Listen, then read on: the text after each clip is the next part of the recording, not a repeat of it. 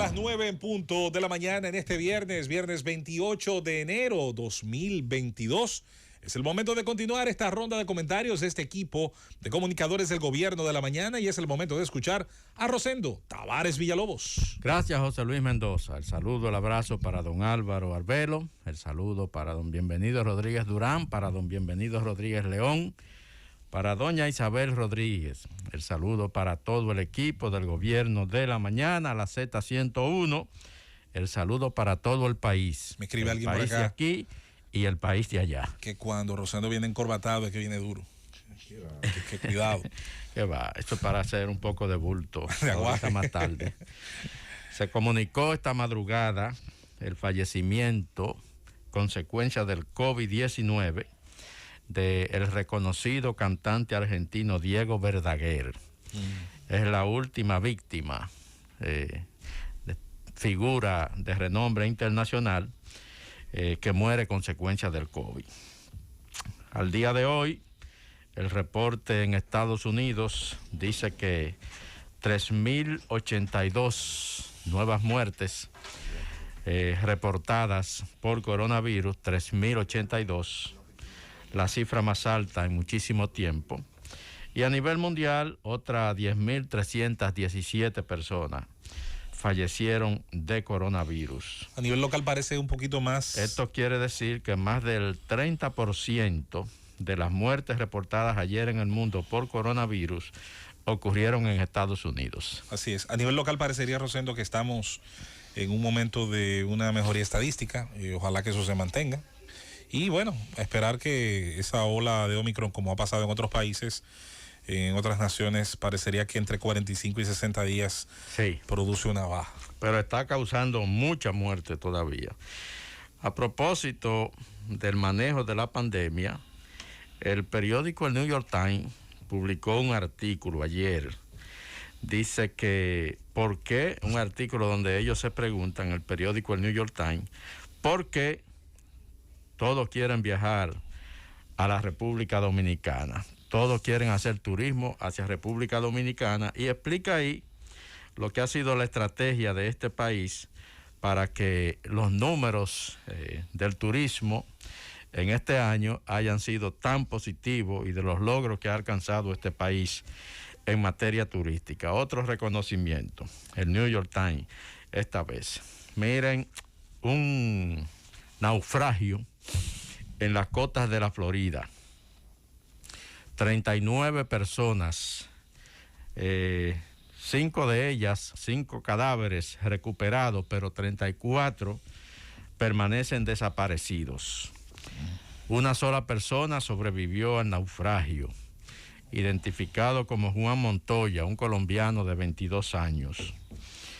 Él le narró a las autoridades de guardacostas de los Estados Unidos que habían salido a Bahamas un grupo de 40 personas en una embarcación que zozobró a unos 70 kilómetros de la costa de la Florida. Las Bahamas se ha convertido desde hace un tiempo en un punto de frecuente tráfico de personas hacia los Estados Unidos. Muchos cubanos se van a las Bahamas, muchos haitianos se van a las Bahamas y desde allí tratan de ingresar. Primero viajan ilegalmente a las Bahamas, por mar también, y entonces desde allí tratan de cruzar hacia Estados Unidos. Las Bahamas y las costas de la Florida, en su punto más próximo, están separadas en una distancia de aproximadamente 295 kilómetros por mar y se ha convertido, como decíamos últimamente, en una ruta muy frecuente de grupos de inmigrantes ilegales y una ruta... Perdona que te interrumpa, Rosendo. Sí. Esas pequeñas islas del Caribe, hermanas islas del Caribe, ¿verdad? Incluyendo Jamaica, que fue en su época un poder a esos niveles, bajo el control, claro, del Imperio Británico. pero esas pequeñas islas del Caribe, ¿verdad?, siempre han sido un receptáculo, fuente de turismo, sobre todo de un turismo quizás llamémosle de mayor calidad, un turismo de personalidades, etcétera, etcétera. Ahora bien, están señaladas por los organismos de seguridad de los Estados Unidos y de la Unión Europea como islas paradisíacas en el tráfico de drogas. Sí, don Álvaro, y en lo que se refiere a turismo, desde Estados Unidos hacia la Bahama, hay una industria, sobre todo la industria del crucero. Son muy frecuentes los viajes en crucero desde la Florida, desde Miami, desde Fort Lauderdale, salen los cruceros hacia las Bahamas. Es una industria de mucha actividad, pero también por la misma proximidad, como decíamos, hay una industria del tráfico de personas. Los traficantes reúnen grupos y tratan, y en muchos casos lo logran, de llevar gente desde las Bahamas hacia la Florida. En este caso, fracasó el intento, y la lamentable información es de que por lo menos 39 personas de un grupo de 40 han perdido la vida. Hay 34 desaparecidos, pero las autoridades suspendieron la búsqueda anoche. Dicen que las inclemencias, el mal tiempo, ya imposibilitaba continuar, pero además, entendiendo que por el tiempo transcurrido y por el hecho de que ninguno de los náufragos llevaba, por ejemplo, chalecos salvavidas, es muy poco probable que pudieran sobrevivir. Por lo tanto, se dijo que la información es lamentable, pero que esa es la realidad, y suspendieron anoche la búsqueda. 39 personas perdiendo la vida tratando de llegar desde las Bahamas hasta la Florida. No se ha identificado, solamente se ha identificado al único sobreviviente, un colombiano, pero se estima que pudieran haber entre las víctimas muchos haitianos y algunos cubanos y de otras nacionalidades, pero sobre todo haitianos. Recientemente, un guardacosta norteamericano detuvo en esa misma ruta, las Bahamas, Florida, a un grupo de 81 haitianos tratando de llegar ilegalmente a los Estados Unidos. Esa es una información muy lamentable que definitivamente está hoy llamando la atención en ese país. Y en Estados Unidos también, el presidente Joe Biden, anoche en rueda de prensa conjunta con el juez de la Suprema Corte de los Estados Unidos, Stephen Breyer, confirmaron ambos que este magistrado está dejando su cargo en el máximo tribunal de ese país, lo que le dará a Joe Biden la oportunidad de nominar a un nuevo juez para la Suprema Corte, que es uno de los más altos privilegios que puede tener un presidente de los Estados Unidos, nominar y conseguir la confirmación de una figura, sobre todo abogados de mucho prestigio que son, para ocupar un asiento en la Suprema Corte de los Estados Unidos, una condición que tiene un carácter permanente, un carácter vitalicio, a menos que la persona fallezca o decida renunciar, como es el caso de este juez.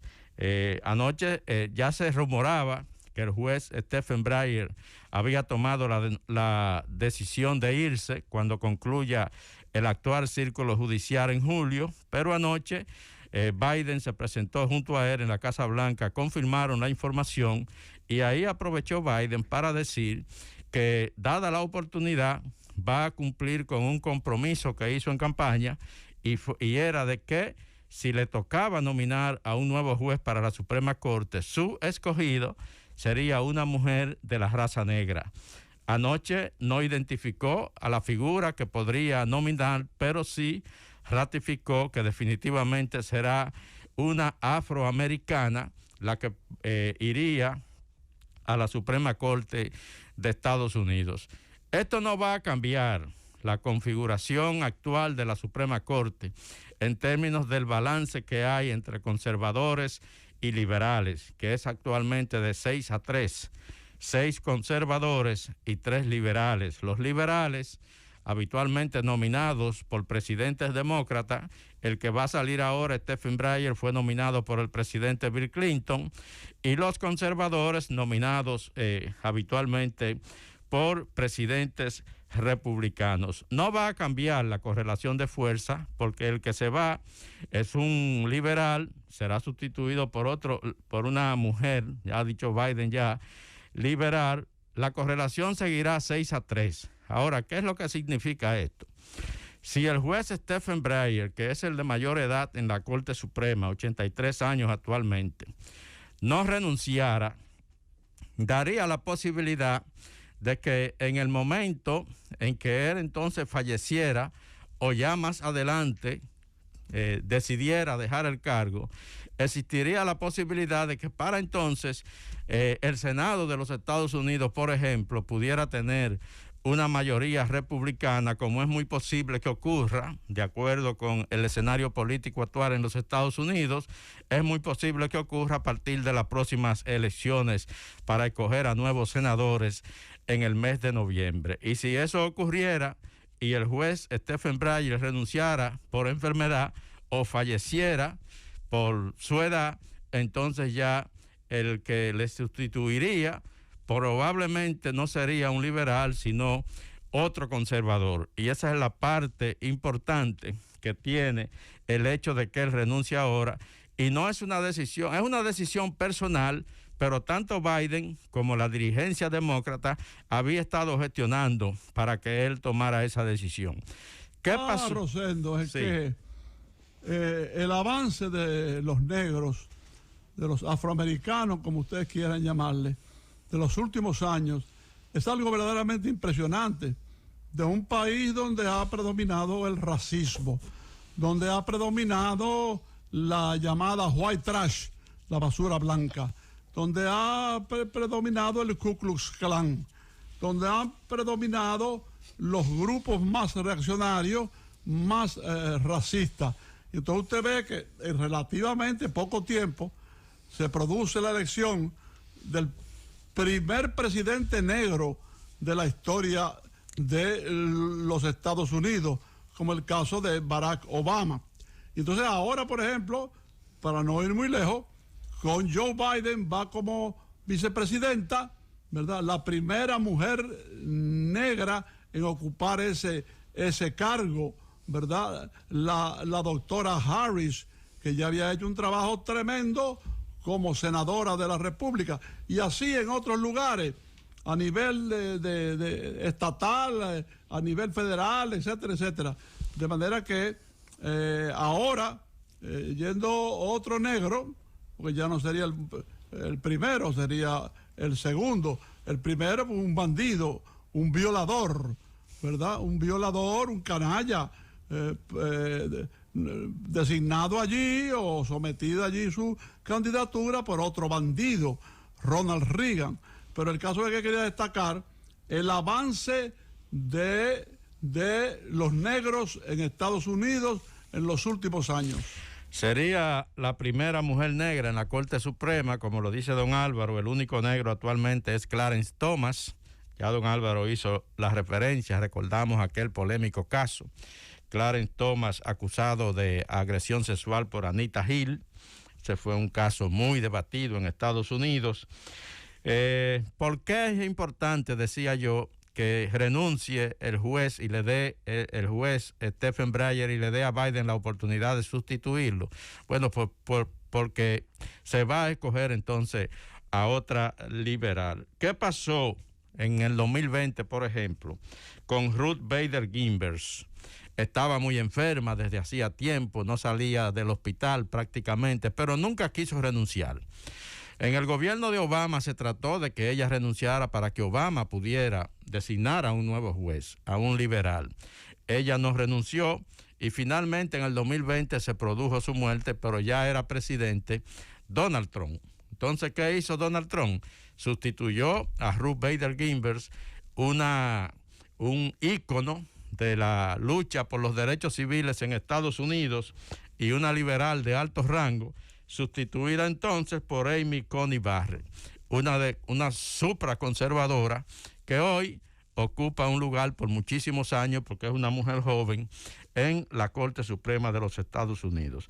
Entonces, eso es lo que se quería evitar, básicamente, que este juez ya de unos 83 años pudiera darse una situación similar y que entonces tuviéramos un Senado de mayoría republicana. Si Biden ha dicho que va a anunciar a su candidato en febrero, la elección sería inmediatamente.